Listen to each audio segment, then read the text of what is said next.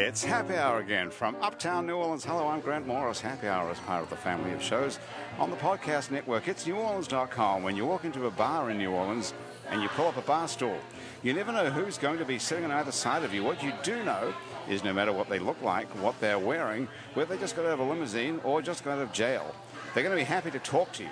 Because that's New Orleans, and this is Happy Hour, a cocktail-fueled 60 minutes of random conversation with folks who have nothing in common.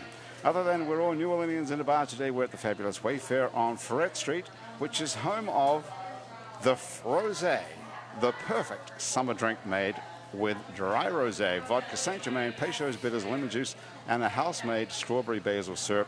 And if you want to come on down and enjoy Happy Hour here at Wayfair, they have a Happy Hour here between 3 and 6 every day.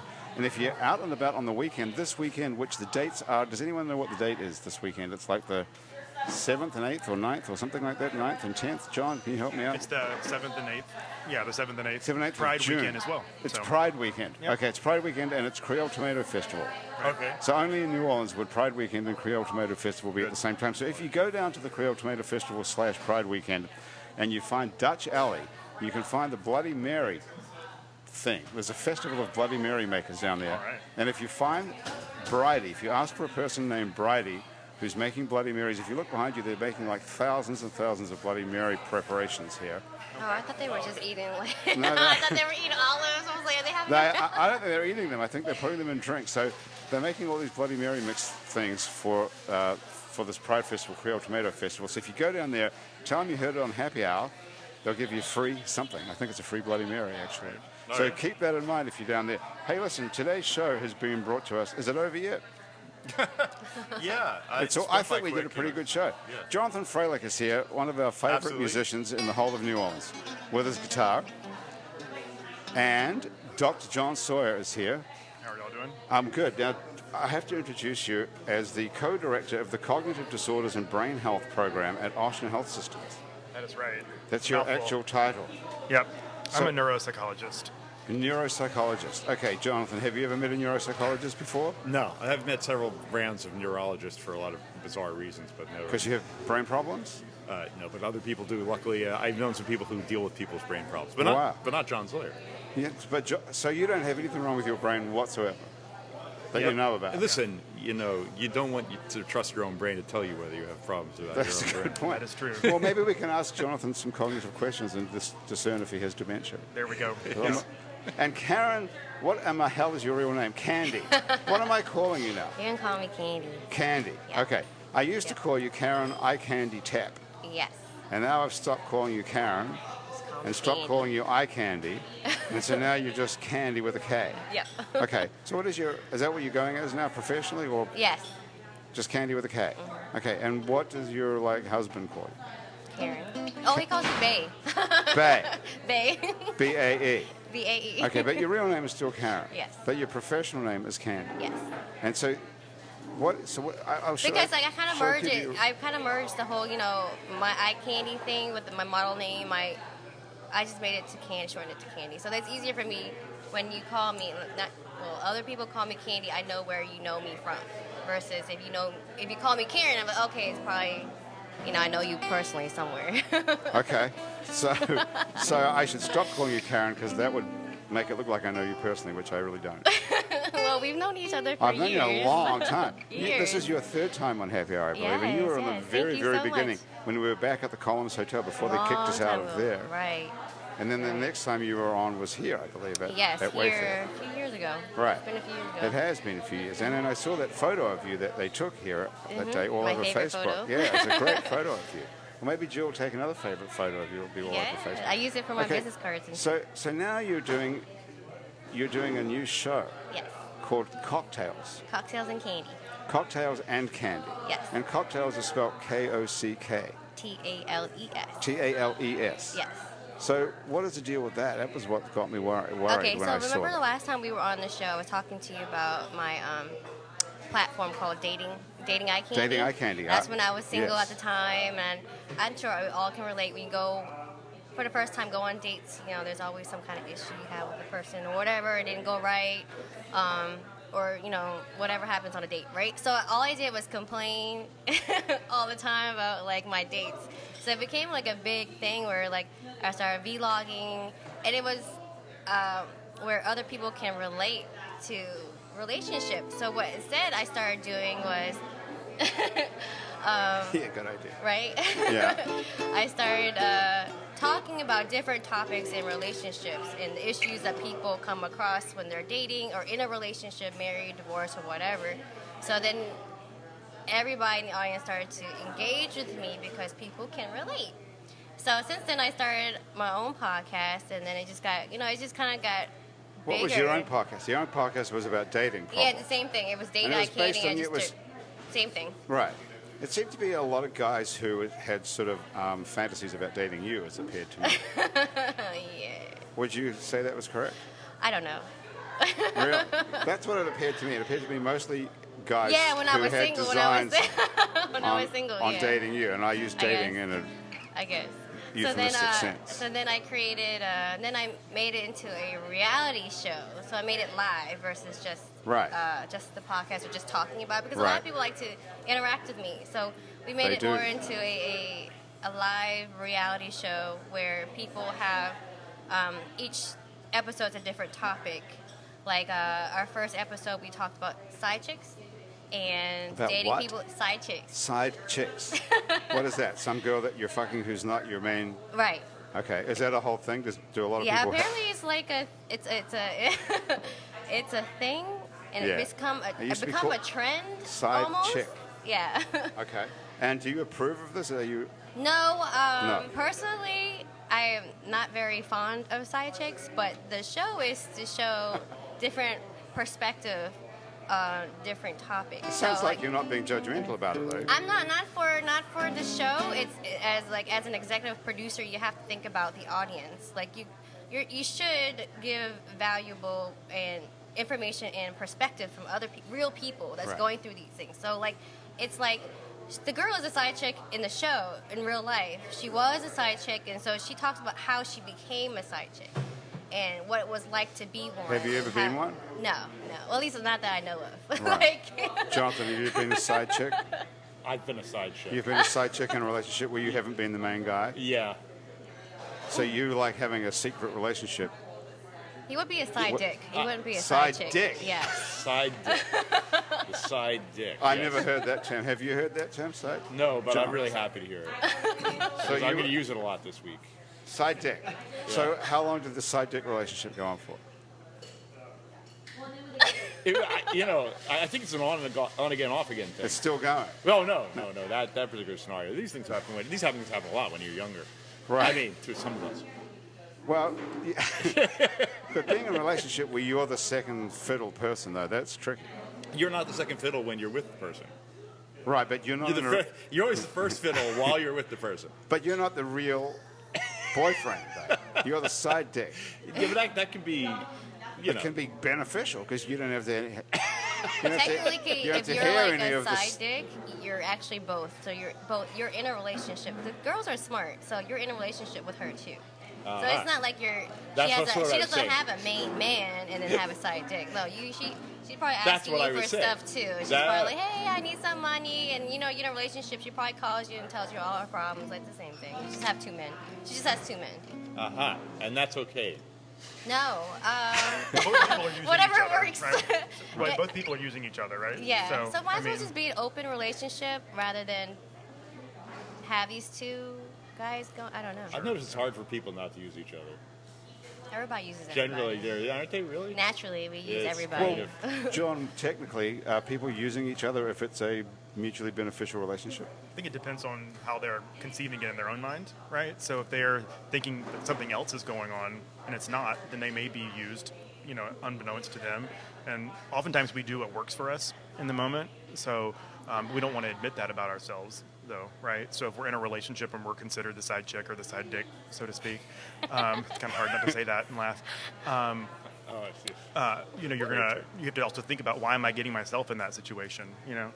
So there are probably a lot of reasons. What is the answer to that? Why Well, would it's unique to the person, I mean, it could be that they don't think that they're worthy of being the primary person in the relationship. It could be that they like it this way because it's easy and it's dispensable. There are a whole host of reasons. I think it's important that people actually explore, hey, look, why am I getting myself into that? And being open to thinking through maybe exiting it if it's not working for you. Maybe it is working for you, but owning that. I think when people are younger, they're shopping too. There's a certain amount of shopping. They're like checking it out. Like, if I take this one more seriously, or do I take that one more seriously? But Right. where people get hurt, though, is there's not, like, disclosure, right? So, like, Yeah. people don't know, and you aren't being, like, honest about it. So I think if you're honest and transparent, say, look, I think you're my side chick, then you at least have some sense of transparency about it. The problem is just when people aren't being honest and transparent. Yeah, but all about it. human relationships go wrong with expectation. Sure. That's yeah, basically right? it's a Yeah. basic state of expectation is where everything falls apart. Right. So if you have no expectations, you're going to be happy. In general, that's the best way to go. Can you live like that? Yes. What do you call that? Is that some sort of Zen? Smart. Smart. We're all dumb. Look into the way human beings are, and then draw a conclusion, and then you don't have to worry about them being good or bad or evil or good. Are you saying seriously that you can totally live without judgment or expectation? No, I'm saying that in terms of certain kinds of fields, not every dimension of life, but I'm just saying once you've learned some kinds of dimensions, Right. sure, it's probably best not to have expectations because you end up in a world of trouble. Especially, I mean, life is limited. If you get halfway through it, what you expect is halfway through the life expectancy thing. You're supposed to at least. Well, I would say a smart thing to do is to conform your philosophies to your observations, your actions in your life, to your observations that you make about life, right? Well, Am I wrong? To be smart enough to have learned some lessons and actually act on them rather than repeating the same mistakes over and over. Right. He might think you're setting up for him with John here for cognitive testing. I might be deranged. Well, Saying this. well, what do you get people coming? You don't deal with people with problems, though, with psychological problems. I do, yeah. So You do? a portion of my practice is people who have conversion disorder, which is so it's a common psychological phenomenon where we have physical symptoms that mimic medical symptoms. So people who will have what look to be seizures or a stroke, so part of their body's paralyzed, or they can't speak, or they're shaking uncontrollably. But the EEG is actually normal when they're shaking, so there's no abnormal electrical discharges going off when they're doing that. Or they'll have an MRI of their brain, and they don't actually have any stroke going on. Hang on, wait up. You can have a psychologically induced stroke? So it's not a stroke, it's like a stroke. Basically, part of your body isn't functioning properly. So in the same way that, like maybe when you first started radio, your heart may have raced a little bit before you got on, right? Yeah. That doesn't mean that you were having a heart attack or that you needed to see a cardiologist. Your brain's communicating to you you're a little nervous. Right. This is just a very dramatic reaction to that. It's like a panic attack? It's kind of similar to a panic attack in that it's a physical symptom, but for these people it's even more dramatic where it looks like it's a seizure, it looks like it's a stroke, but once we do a medical investigation, there isn't any actual medical reason for these physical symptoms. And there's enough of these people showing up at Ochsner Hospital every day that keeps you in a job. Yeah, Having 40% of the people admitted to an epilepsy monitoring unit nationally have conversion disorder. So almost half. Wow. Who How think about they have that? seizures.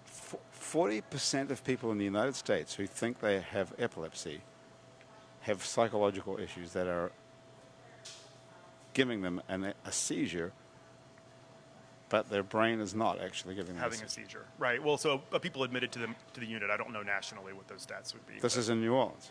Well, at least here, but it's certainly the case throughout the United States as well. So when we think about like people with chronic pain, there's obviously a psychological component to pain symptoms. They're things called functional GI disorders, where kids frequently say they have their belly aches before school, right? But they don't really have a belly ache. Funny how it goes away as soon as you like to stay home Right, for the day. yeah. Right, that's it. And so there's a whole spectrum of that. But I thought that was acting, though. Yeah. well, so it depends. I mean, sometimes it's conscious, sometimes it's unconscious. Actually, You can actually have a real stomach ache. How many Yeah. kids have you got? 5. Candy, 5 kids. 5 Wow. Okay, how old are they now? I got a senior in school now, and then I have my youngest is a year. Wow, so really what's that? 17 to 17 to 1. to 1. Yep. So you've been having kids for the last 17 years, every 3 or 4 years. Yeah, I think they kind of spread out more. I think my youngest is 7 years apart from the next one. Okay. So that was all my kids are really spread out. I kind of like them spread out. They Yeah. can watch I each just other. started Well, you younger. have Choice older, with it. too, I don't know, because I like to enjoy my children. Like, I like the baby phase, so I like to spend as much time with them. And then, like my last one before the 1-year-old, I kept him from preschool because I was thinking he's my last child. So I was like, I want to stay home with him as much as possible before he went to, which I don't know, might have been a mistake because he was tested like early. They were going to skip grade for him. He was that smart. That's because you homeschooled him? No, you mean? I just didn't. I just home loved him. So I that loved just him, might be lots of natural. love. So now you're married again, and you're Yes. starting all over with a whole new guy with a new family. Yes. Yes. Okay. And how are all the kids getting along? Oh, like we're all just been there forever. Right. And how they get along with the new With the my new husband. stepdad? Oh, What's- he's just. he's cool. Well, yeah, they love him just like they said it. They say it all the time. It's like he was just always been here. Right. Yeah, it's just all natural. Like, Is he in the entertainment business? yes, he's a rapper. He's a rapper. Weren't you with a rapper originally? Yeah. Wasn't the first guy way back? Way back, way back.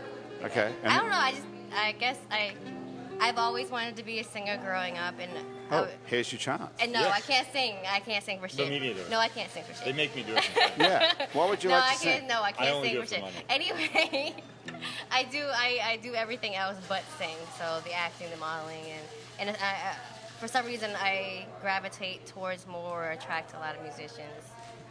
So I guess that kind of makes up for my lack of singing. What's this rapper person's name? Nick Robb. Nick Robb. Mm-hmm. Okay. Do you know him? I mean, do we know Jonathan? Is he like in the? No, is I he- don't know.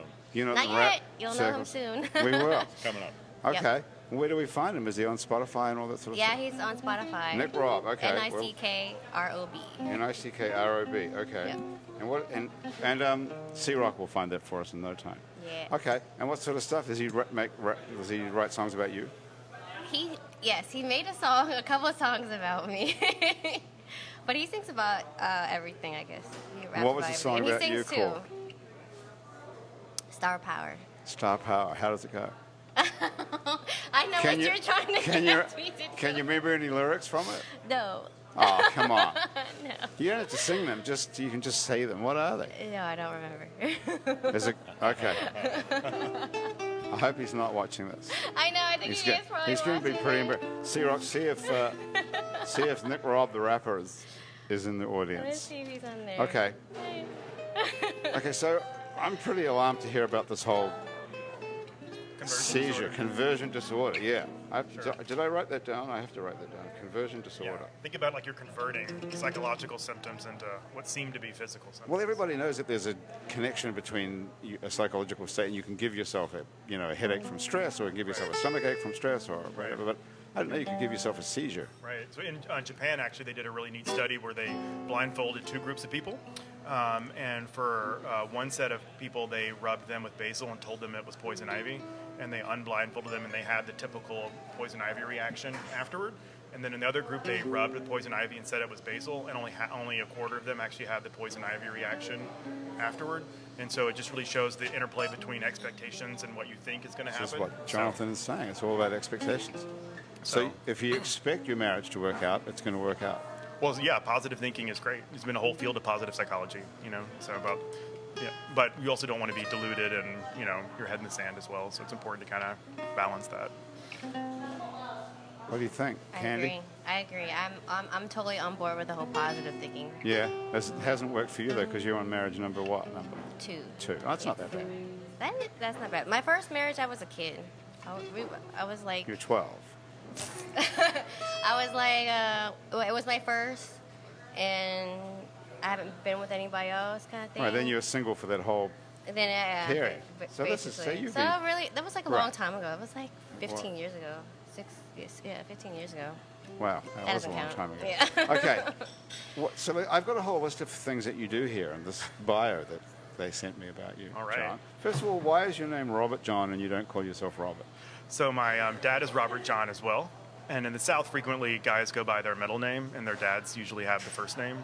So I'm Robert John II, and he's Robert John as well, but he goes by Bob, which is a nickname for Robert. Okay, So that's how that happened. So they called you Robert John, and then they called you John from birth. Yeah, and it's really given everyone in IT a real headache because my email is robert.sawyer, but my name is John, so everyone has to inhibit John first. They have to type R. Yeah. And so the joke everywhere I've worked, everywhere, that they just can't figure that out. So It is really confusing. I was confused as well. Yeah. Jonathan, what's your middle name?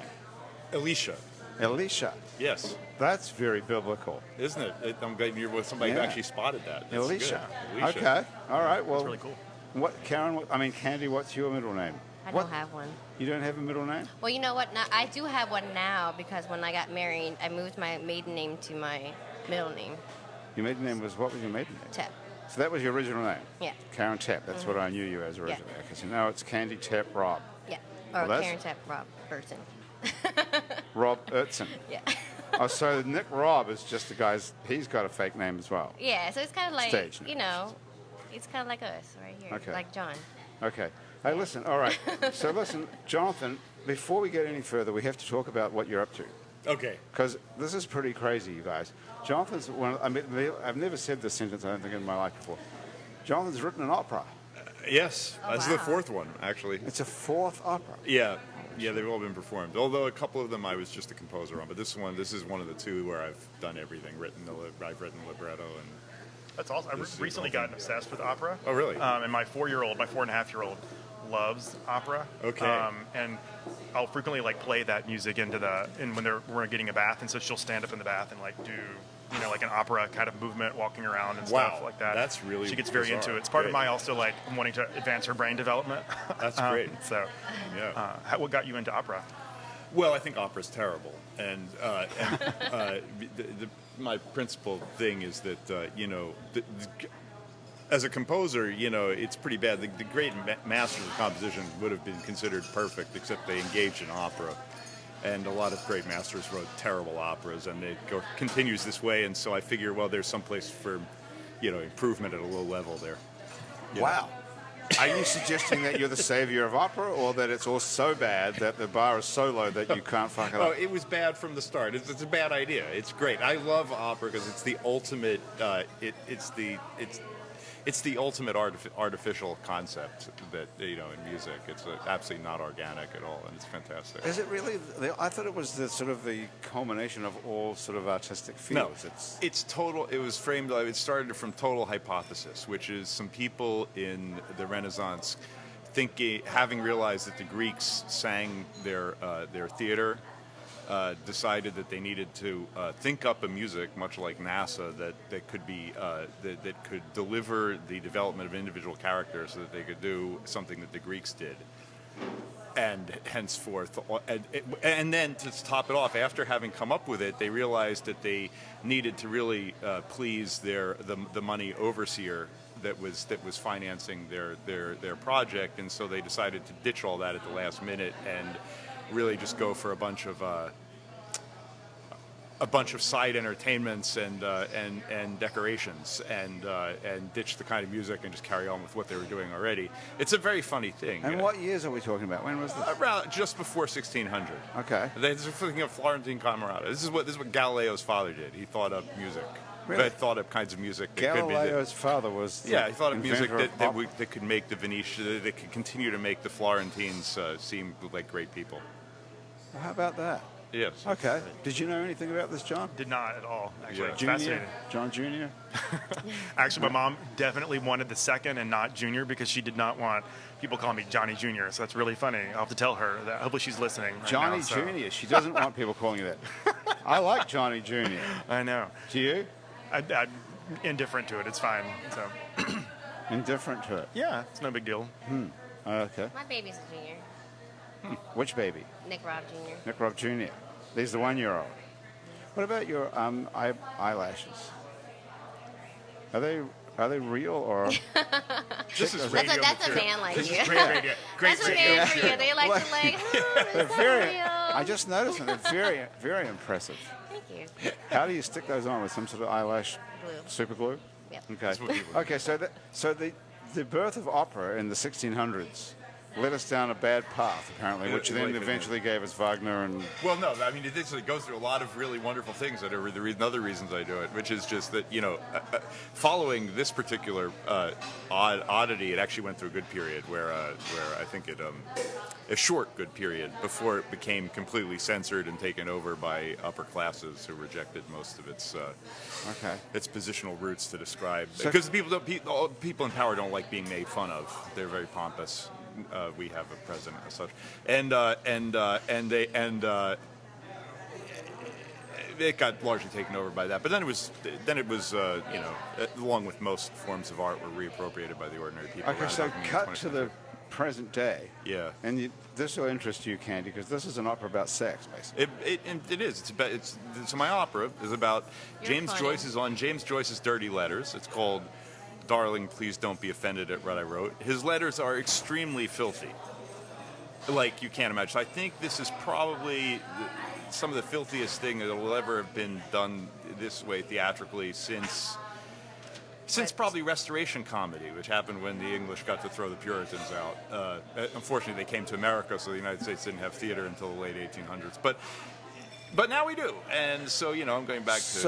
So I didn't know anything about this until I got here today. Yeah. About what this opera was about, and C-Rock pulled up on the computer some of the James Joyce's dirty various letters. from James Joyce's letters. Yes. C-Rock, do you want to read us an example of? You can do that on the air. Well, yeah, I read some choice quotes to Grant, but with an audience, I would not feel comfortable at all, and I'm wondering how do you get around that? Saying some of these things that he wrote that are just, he was beyond a freak. No, let's get this straight. He's not really. The problem is the main problem, if you look at it, is that we live in a grotesquely mannered society, and what's supposed to be a democratic and a place that is not puritanical and applauds the common man.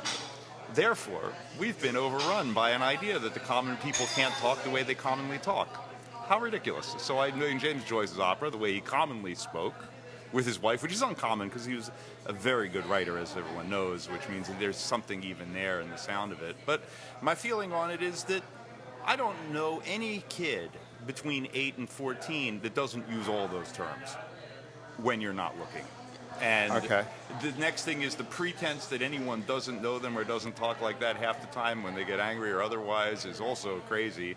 But there's a difference between using what we call curse words, saying fuck this or fuck you or one thing. It's one thing. It's quite different from what C-Rock read me, which was a sort of a description of this guy fucking his wife, which he wrote to her and sort of looking back at and fondly about what happened last night.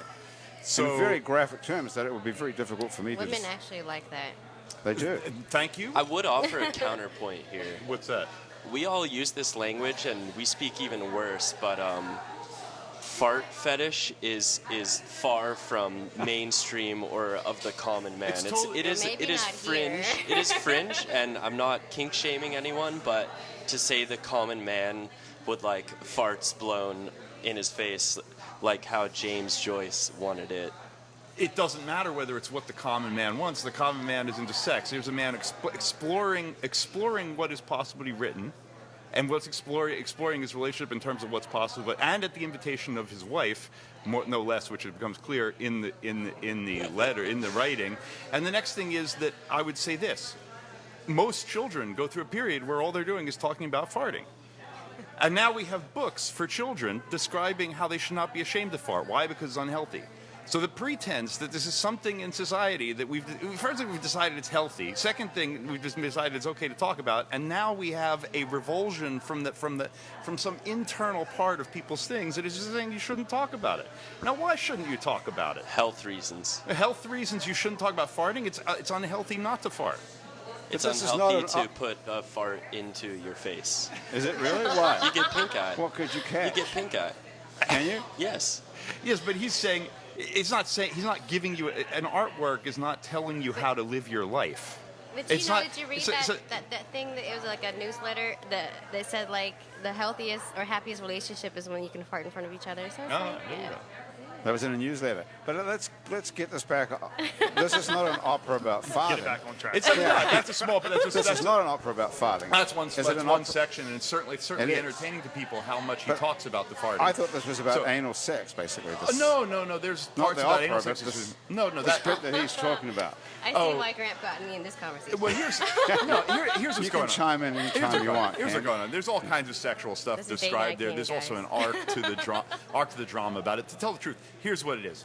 He went to Dublin in 1909, but in order to get a movie theater put in Dublin, because he'd run away to Trieste with his wife because he didn't like Ireland anymore. But Dublin didn't have a movie theater, so he went back to get a movie theater. It's also the time period where he got his first book published, The Dubliners, by accident. But he was there. There's some implication that his wife didn't want him seeing hookers in Dublin and thought that this would be a good idea for him to write this. It's another good thing. And the other thing is that, and so it only went on for a few weeks in that period, and then 1911, and that's about it. It was a small period, but you can tell it's sort of partly literary experiment, partly real letter, partly Okay. all kinds of things. But But this my wa- opera is them singing literally that text. So the opera is he and his wife reminiscing about their sex life, or No, the is opera. it? The opera has one act. It's basically the text from the letters is being sung. That means that's it. can you give us an example of the libretto of like a few lines? A few lines from the libretto. Yeah, can you remember? I can pull it up. Would Okay. you really like a few lines Yeah, from the libretto? yeah, wouldn't you the like to lines hear from that? the libretto are just the lines from the letters, and I'm not. Okay. I have no problem reading that for No, you. no. This is. I would think most people listening to this probably don't know anything about it. I don't. Well, you think most people are like me, John? Do you know anything about this? Knew nothing about it. Nothing about it. Ah. Candy, do you know anything about James Joyce's letters to his wife? No. All right. I'm not surprised though, given No. his culture and background, and just Irish and Catholic, and the way he wrote, and just a lot of repression, and I can Right. see where But it would. Candy, you're an expert on like these subjects. Do you think you're saying women like to have sexual exploits recounted to them, in your opinion? Yeah, I think women like to hear what we did, and if it pleased them, and we like that whole sex talk with our men, I guess. Okay. Do you, do you it encourage? throws my husband off all the time. He's like, "What are we, like kids? Why are we still talking about it? It's fun for me. I don't know. Maybe I'm just Do weird, you but I think think that- that women do really do like that. You think you're weird or you're normal?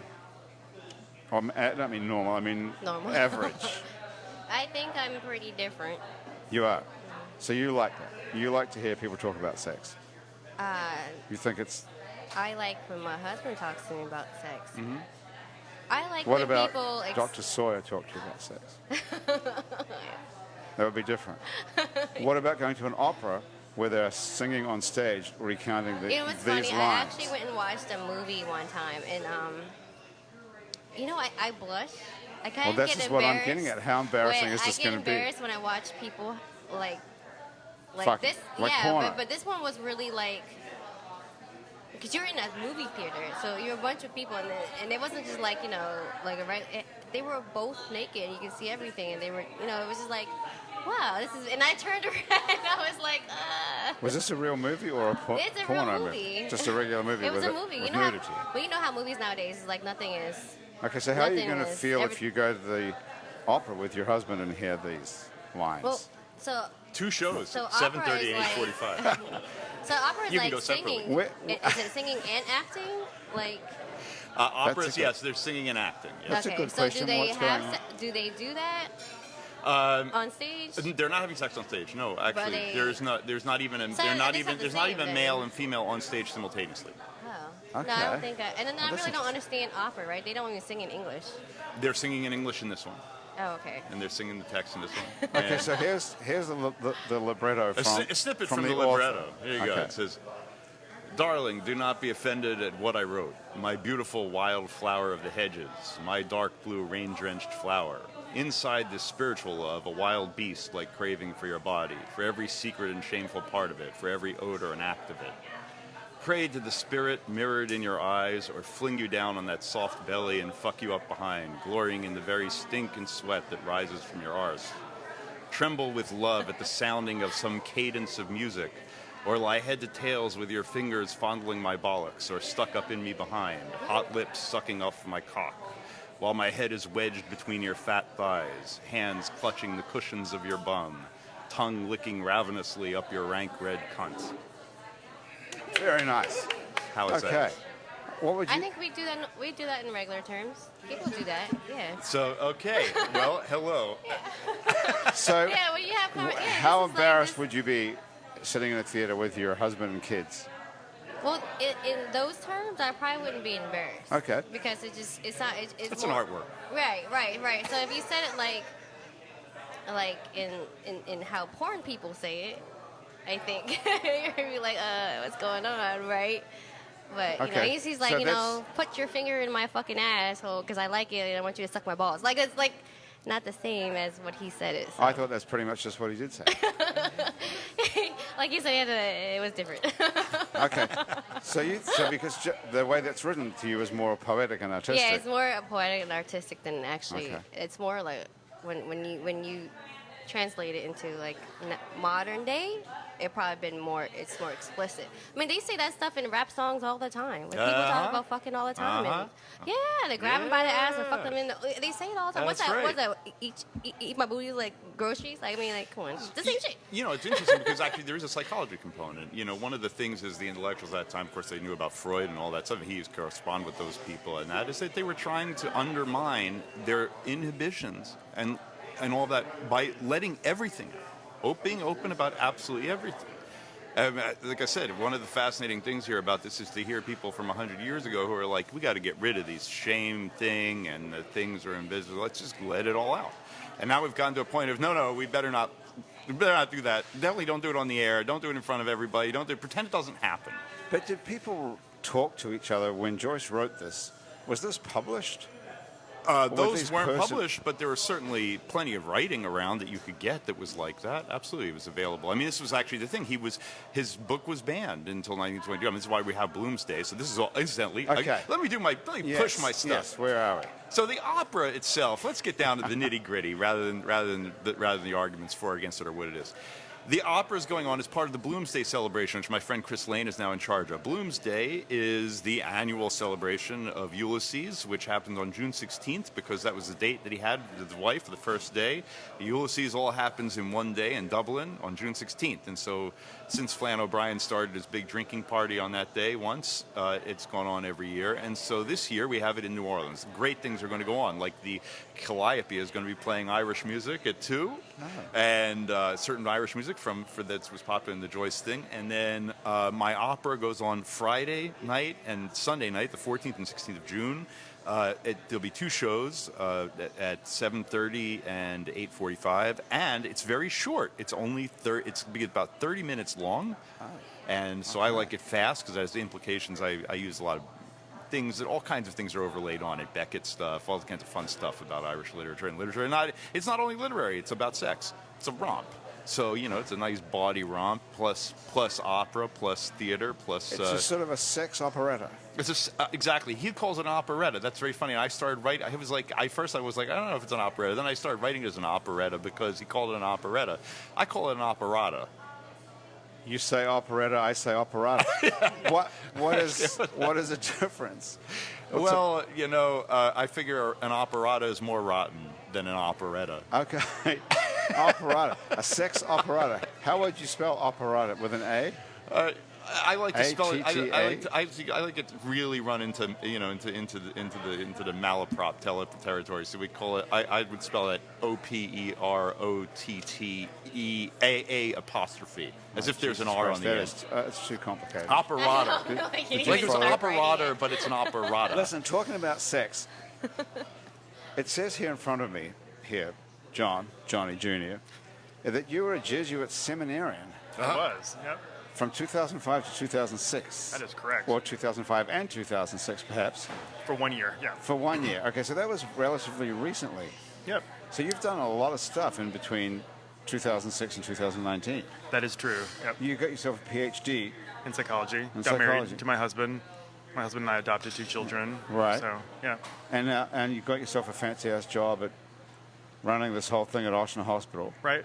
So what happened in that 12 months when you were going to be a priest and you decided not to be? So the Jesuits are an awesome religious order in the Catholic Church. A lot of what they're dedicated to is education and social justice. So how do we help marginalized people?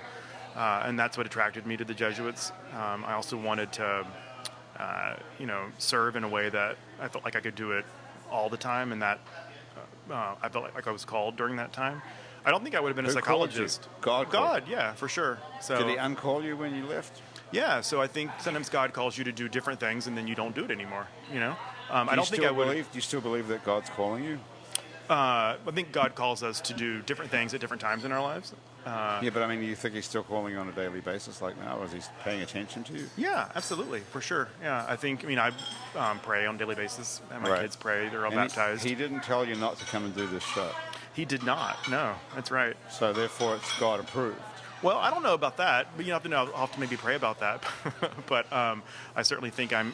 So you're still religious, Catholically religious, if that's a term. Yeah, absolutely, for sure. That's interesting. Yeah, so what is the Catholic Church's position on you being married to a guy and adopting 2 kids? Yeah, they are not really happy about that, but they'll have to get over it. They'll have to just suck it up. Yeah, yes. Our children were. We actually attend an Episcopal church, St. Andrew's, on Carrollton. And the priest there used to be a Catholic priest in Houma, Thibodeau, and he was the first priest that came out as gay in the United States, and then since left and became an Episcopal priest. Rosie was baptized. She was the first child baptized by a gay couple in Baltimore, Maryland. We had a really cool video about it, and a lot of people were super excited that a gay couple would have their kids baptized in the Catholic Church. And I think in order for us to have dialogue, we have to be present, Wait up a sec. Are you allowed to have your kid baptized in a Catholic church if you're a gay couple, even though the Catholic Church doesn't recognize even gay, let alone gay marriage? Well, I think some bishops would have a different opinion about it, but I think it certainly seems punitive to the child, like many Catholic schools. I don't really think any Catholic schools that we looked at for Rosie would have had a problem with us enrolling her there. But nationally, some schools would have, sure. But what about the church itself, though, the actual Catholic Church? Yeah, it's the Catholic Church doesn't believe that you're supposed to be gay, does it? It believes that there's something wrong with that. Yeah, certainly the Catholic God Church doesn't like gay people. Well, I don't know that they would. I certainly think an element of the church, a third to 40% of Catholics and clergy think a lot of negative, horrific things about gay people. But a significant minority of Catholics actually are. 30% of Catholics think negative things about gay people and horrific things. Is that what you're saying? Do you know how many people that is? It's a lot. Yeah, that's like a billion. They should worry about other things than gay people. But also 40% of the United States voted for someone who, isn't super supportive of gay people as well, right? So, it's our job to really engage. It's our job really to, it's our job to engage people where they are. And I think if we get into our corners and we say, well, if you aren't with me 100%, then you're against me, right? Then we're not really going to have a relationship with people. So we have to be willing to kind of do the hard work of hearing what they're talking about and also having them hear what we're talking about. And I think the fact that us as gay people actually showed up in church and baptized our child there, I can't tell you how many people who were really conservative who were like, oh, okay, let's talk about this a little bit more. I can have a different conversation. This is giving me a whole different idea about what it means to be gay and Catholic. Now, nationally,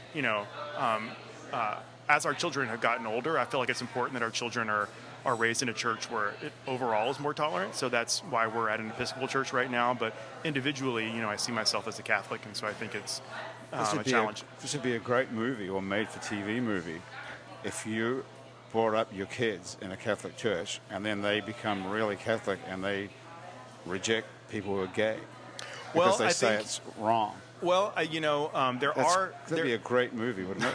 It wouldn't be for me. I'm talking about Hollywood. I think though, most of the children who reject their parents later in life, it has way more to do with the parents and their parenting than it does have to do with religion.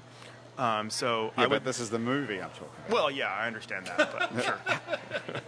That's pretty interesting. So you're like a sort of a trailblazer, pioneer in the Catholic Church. Well, you're sticking it to them, basically. Well, I mean, what I want them to know is that they don't hold. They're not going to claim a truth about what gay people are and what gay people is. It's our job to say it about ourselves. What's your husband's situation? Is he with you? He must be.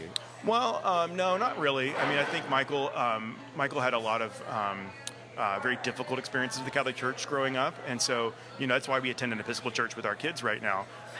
But I think he also wanted to support me and like my faith, and so that's kind of part of it as well. So. Well, that's cool. Yeah, I think you're super brave. Thank you. I appreciate that. Sticking it to the church like that, and it's going to be pretty interesting to see where that goes, actually. Well, I hope it's also not like sticking it to the church. What I hope is that the church goes, oh, let me sit down and talk to you, because what happens is that if they perceive it as like sticking it to them, then they're not going to come to the table, and so we have to be able to hear each other out and kind of come to the table, and I hope that they experience it more as me coming to the table. Well, but you're being open-minded and saying, let's talk, but that's not their position, is it? Or is it? I think it depends on the church, it depends on the priest, it depends on the bishop. So. Okay. All right. Hey, listen.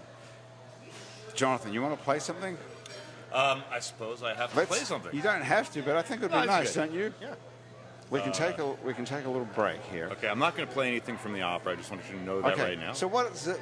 The music in the opera, is it what we would call operatic? Yeah, it's going to be operatic music. I mean, choir, maybe not. It depends. choral. No. Actually, there's only one singer. It's scored for mezzo soprano and guitar and flute and electronics. So that is probably not what people are used to. But is that a man or a woman? It would be a chamber opera thing. It's a woman named Zara Zemmels is the mezzo soprano. She's really great, and a fellow named Tim Robertson playing guitar and Janice Sazalo on the flute. So there's only one person singing. That's only one person singing. Okay, and she's singing these lines. Yes. These James Joyce lines. Yes. Even though they sound like they're delivered by a man. Uh-huh. So that's an interesting twist. Well, I don't want to bore anybody. So that's pretty interesting right there, isn't it, Kandy? Yeah. So you have a woman up there singing these lines that a man wrote. Yes, but she would have read them anyway, wouldn't she? So this is her reading. No, maybe not. You. We'll have to come and see. Okay, so it's only $8. That's all I can tell you. It's $8. That's what I'm excited about. It's $8. There's 2 shows. It's the Peter and Paul Hotel, and it's exciting. And So it's only half an hour. So if you can't stand opera, you're in for a bunch of sex and only a short amount of singing. It's an operetta. It's an operetta. So what are we looking at here, Kandy? We're looking at ourselves. Are you shooting? Live. You're shooting a live on Instagram. Okay. Good. Great. Excellent. Okay. Can you put a filter on that to make us look awesome? The awesome Instagram, filter. I don't know. I love it. If you can. Okay, Jonathan. So this is pretty exciting. So it's $8 at the Peter and Paul Hotel, which Yeah. I don't even know where that is. It's in the Maroney on Burgundy Street, really close to Burgundy and Elysian Fields, right there. Okay. It's a beautiful hotel, and we're doing it in the church that's next door. Okay. Or it used to be a church, and that's going on. It's part of the Bloomsday thing, which is going on all over town. There's a Facebook page about the whole Bloomsday thing, where they'll be, of course, they'll read the whole of James Joyce Ulysses that day, and there'll be a lot of big readers, and it's a hell of a book. Where's that really going fun? on? Definitely not for academics. And it's going on in a lot of places, a number of locations. The map will be on the Facebook page. Is going up on the Facebook page, and also we have a GoFundMe page, which is really important. Okay, let's just get that. So there's a GoFundMe for the operetta. For the operetta. And that's at GoFundMe. And we can that's just a GoFundMe. search You for... can just look for James Joyce. It'll be on there in Bloomsday. What's the name of the thing? Forgive me. For the what? The name of the actual opera. The name of the actual opera is called "Darling, Please Do Not Be Offended at What I Wrote." Darling, please not do. That's a pretty good title. Yeah. Okay. It's hard to remember, but okay. Is it a comedy? Well, it's Tough question. It has. Let's see. How do I look at that?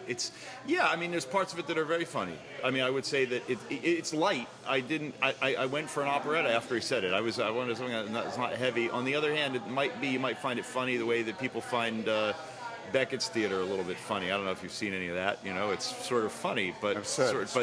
What's that? It's absurd. Well, maybe, but in a way sometimes it's genuinely funny. I mean, it's not always.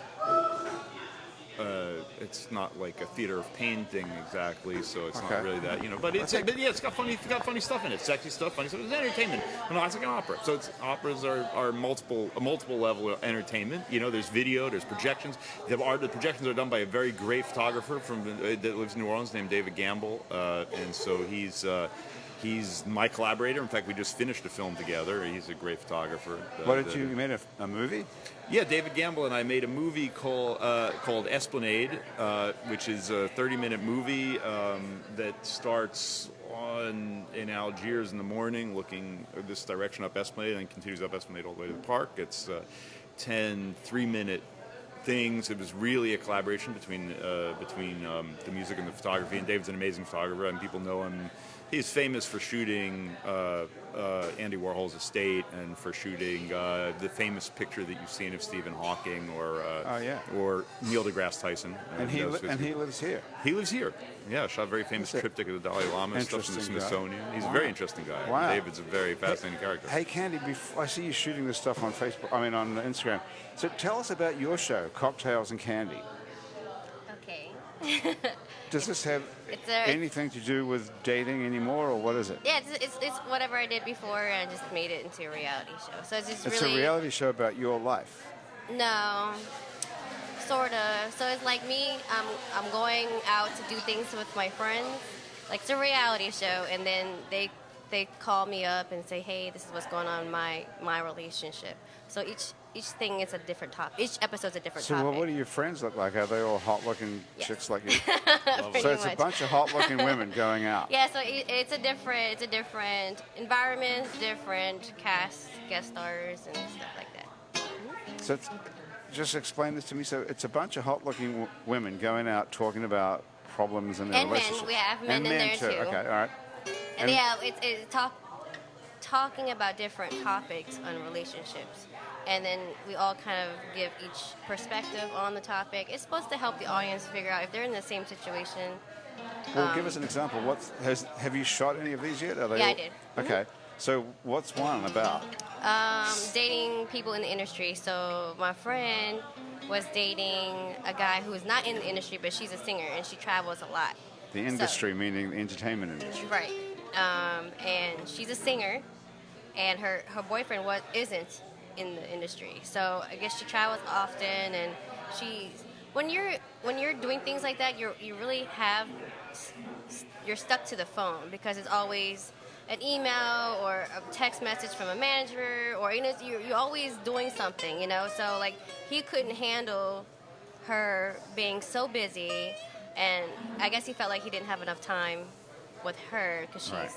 So on the show, we talk about that, and I kind of offer advice to her, and then I had another guest star come in who also dated a girl. What's your advice to her about that? Well, I told her that maybe you should. She was talking about how somebody texted her about a song, I think maybe, or something at 2:00 in the morning. So I said, maybe you should just, when you're home, because you're away from him on tour all the time, maybe you should just shut it down and just spend that time with him, because you're there, instead of like.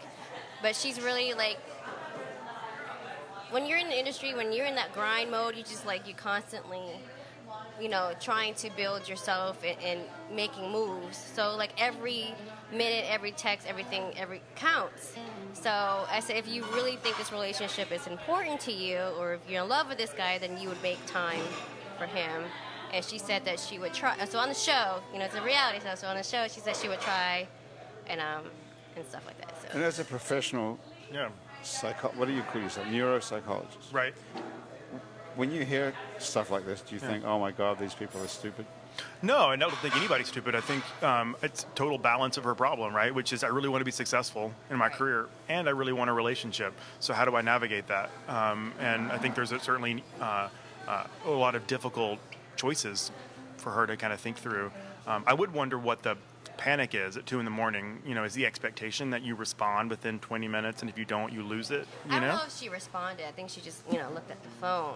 Right. Yeah. At 2 a.m. And he's probably like, Right. why? Who's texting you at 2 a.m? But part of me would want to help her correct that automatic irrational thought, which is I'm going to lose a job when Right. maybe that's not really true. Right. And really what's going on for her is I just really want to be successful, and I feel like the only way to be successful is to be responsive constantly. Right. Is that really the only way Right. to be successful in the industry? Is constantly responsive, or is it innovating in new content or something like that? So kind of expanding it.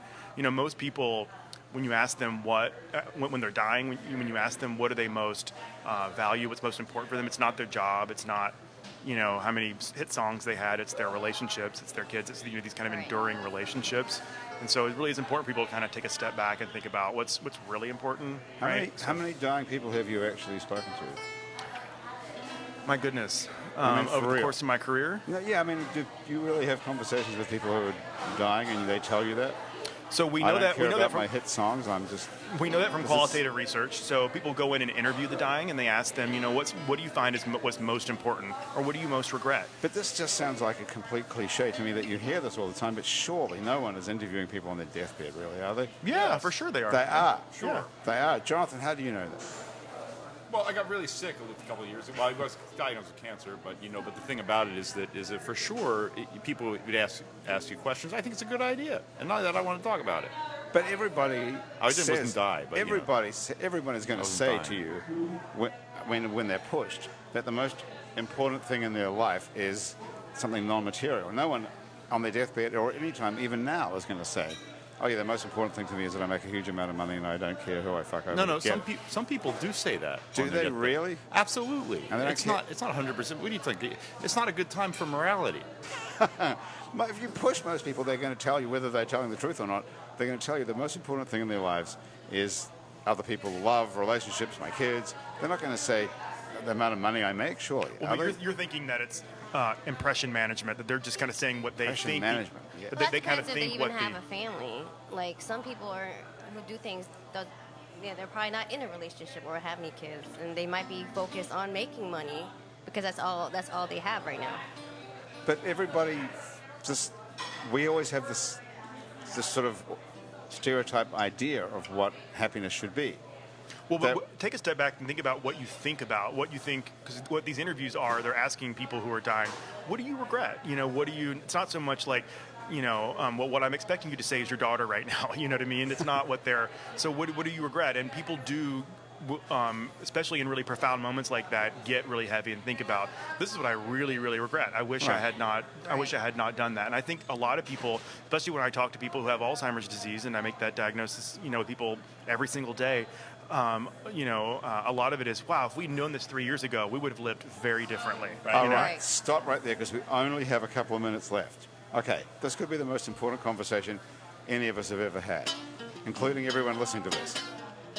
Doctor, if we're going to change our lives to live properly so that we don't regret anything, so that if we do die tomorrow or the day after, that we have done everything right and we don't have a regret, what should we do to change our lives today?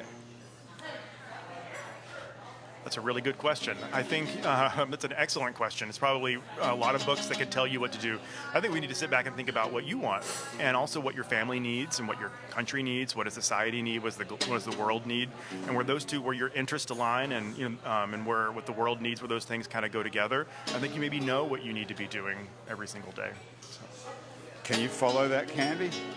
Do you understand what that even means? I couldn't even. I wouldn't be sure. I wouldn't be sure what to walk out of here and do. What are you good at? What do you like? And what do you think the world most needs? Like for you, for instance, you're really good at radio, and the world does need entertainment. It needs good conversation, and that aligns. It's So I really should good. So stick to that. Stick to it. Okay. The same thing for me. If someone told me, if I thought the world really needed a great basketball player, I'm not very good at basketball.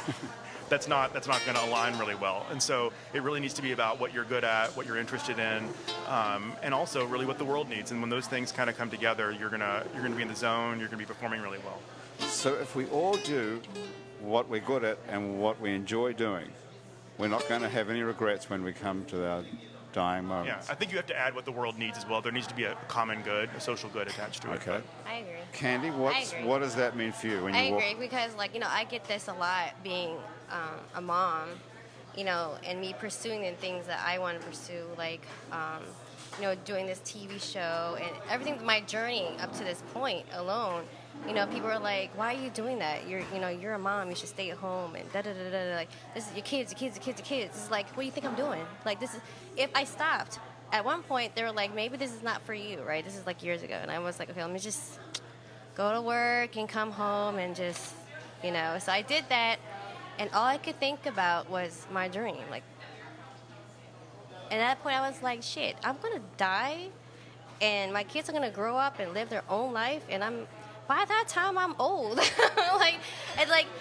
And then wasted all those years where I could multitask. Well, I could do both. How many seconds do we have? A couple of minutes, I guess. All right. We have to Can get I out tell you here. something really 1 interesting? minute. Yes. So, you know, Senator Day O'Connor, the Supreme Court Justice, Right. her husband had Alzheimer's disease, and he sacrificed most of his life for her career. And towards the end of his disease, she would bring him into the courtroom in her chambers and have him with her, because as you get in the later stages of the disease, you can get really fearful and anxious. Anyway, so she decided, you know, I'm going to quit and take care of him. And she quit, and 3 months later he had to go into a nursing home and got a girlfriend in the nursing home and did not remember his wife. And she said one of her main regrets was, I should have stayed in the court because I did not realize that this was going to happen that way. And so it is important for many women to think, like, you know, kids do grow up, kids do go on and do their life. Yeah, and so it they is do. important that you have to balance, you know, what do you need, what are you good at, what does the world need as well. So there's a lot of things that have to come together. Okay, so we have achieved one thing here today. We have discovered what the secret to human happiness is. Good job, Johnny Jr. All right. Excellent. Thank you very much for Thank helping you. us out. Yeah, Hey, absolutely. listen, before we go any further, I have to tell you, today's show has been brought to us by Nola Pens. Look at this pen in my hand. Feel that. Take that pen. It's the only pen made from a fallen Audubon Park live oak tree. They're one-of-a-kind, expertly crafted, limited edition pens that you can only find at nolapens.com. Isn't that right? You can write with it. It's a beautiful pen. It's a good weight. It So, really is yeah. a great pen. Check it out at nolapens.com. Thanks to Basics on Magazine Street near Jefferson Avenue, where you can find fine lingerie, and Basics Swimming Gym, where you can find a full range of fashion swimsuits, workout and yoga clothes with style. And thank you to the Positive Vibrations Foundation, who create and encourage community through the development and preservation of the arts, music, culture and heritage. And if you'd like to become a member of our Happy Hour family, go to patreon.com and search for It's New Orleans Happy Hour. And for as little as $1 a month, you can be a member of our Happy Hour family and get exclusive extra material. And Jonathan, thank you for playing during the course of the show. Didn't You're actually welcome. stop to play a whole song. Didn't stop for a commercial break. So we kind of fucked that up. But I think we had a worthwhile conversation. Absolutely. Don't you? I agree. Jonathan Freilich has been here, and Jonathan's opera is called Darling, Forgive Me for What I Wrote. It's at the Peter and please Paul. don't be offended. Please by it. don't be offended. Say the title again. Darling, please don't be offended. And please do not be offended at what I wrote. At what I wrote, and it's an operetta. It's an operetta based on James Joyce's dirty letters to his wife. And yes. Where do we find information for it? The information for it is on there's a Facebook page about it, and there's a Facebook page about the whole Bloomsday thing. You'll find information about there, and we have a GoFundMe page, and we really need the money because we're supporting great artists, and we really want to do you a great job. We're going to do a good job anyway, but that doesn't mean it shouldn't be supported. Would be nice to have some cash there's to a pay number for of it. great artists involved, Okay. and so you can get information there, and you can get information on my website, jonathanfreilich.com, and you get information, and that's mostly information. All right. Thanks. And we have links to it on our website, it's neworleans.com Thank as you. well. Kandy, thank you very much for being here. We're Thanks just for having me calling again. you Kandy with a K, Yeah. and we can find out information about you at your Facebook page.